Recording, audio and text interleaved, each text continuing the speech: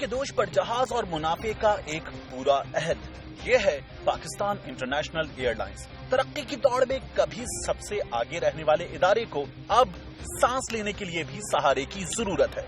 ایک وقت تھا جب اس کی کارکردگی شاندار، مالی پوزیشن جاندار اور انتظامیہ ایماندار تھی، لیکن غلط فیصلوں کے باعث اب پی آئی اے تنزلی کی حدوں کو چھو رہی ہے۔ گزرتے وقت کے ساتھ خسارہ بھی بڑھتا رہا۔ آج سرکار نے اس کی موت واقع ہونے سے پہلے نجکاری کے ذریعے لائف لائن دینے کی کوشش کی ہے، لیکن ہمیشہ سے ایسا نہیں تھا۔ ایک وہ وقت تھا جب اسی پی آئی اے کی بنیاد رکھنے والوں نے کئی دوسری ایئر لائنز کی داغ بیل بھی ڈالی۔ آپ کا جو انجینئرنگ بیس ہے اس سے سپیریئر بیس اس ایریا میں ملے گا نہیں آپ کو۔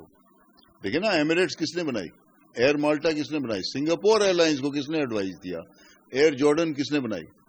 نیومرس افریقن ایئر لائنز، پھر ایئر مالٹا کس نے بنائی؟ ہم ایڈورٹائز کرتے تھے کہ ہم 44 ایئر لائنز کو ٹریننگ دیتے تھے، گراؤنڈ ٹریننگ اسکول میں۔ اب آپ اپنے آپ کو نہیں دے سکتے۔ 1959 میں ایئر کموڈور نور خان نے ادارے کی ایسی مضبوط بنیاد رکھی جس نے طویل عرصے تک اس عمارت کو سنبھالے رکھا۔ پھر دور آیا ایئر مارشل اصغر خان کا، جنہوں نے ادارے کو ترقی کی نئی منزلوں پر گامزن کر دیا۔ پی آئی اے کی عظمت کی ایک اور مثال عظیم شاعر فیض احمد فیض سے اس کا تعلق ہے، جنہوں نے اس کو باکمال لوگ لاجواب سروس کا سلوگن دیا۔ اس سفر میں کئی نشیب و فراز آئے۔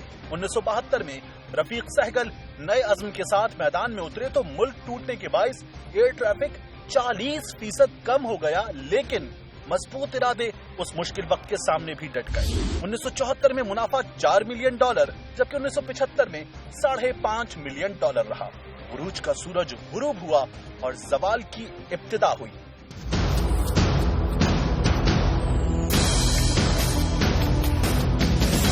جنرل ضیاء الحق کا دور آیا تو پی آئی اے کی تنزلی کا نہ ختم ہونے والا سفر شروع ہوا۔ جمہوریت امید کی کرن کے حسین خواب لے کر آئی، لیکن پی آئی اے کے لیے یہ خواب ڈراؤنا ثابت ہوا۔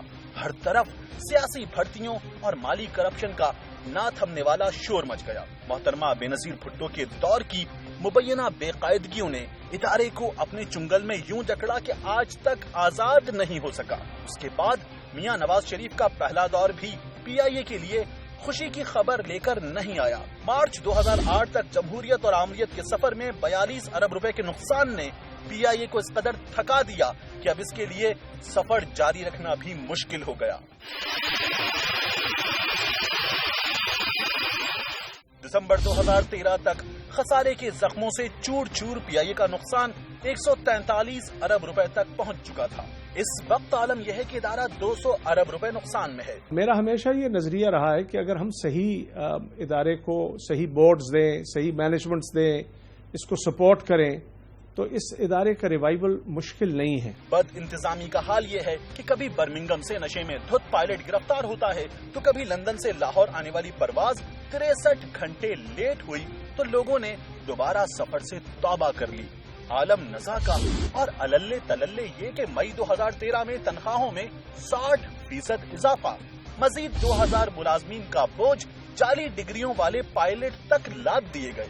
دم توڑتے ادارے کی گردن پر 19,000 ملازمین کا بوجھ، ایک جہاز کے حصے میں 800 ملازمین، جبکہ دنیا بھر میں یہ سٹینڈرڈ 200 کا ہے۔ محض 25 جہازوں کے لیے 619 پائلٹس۔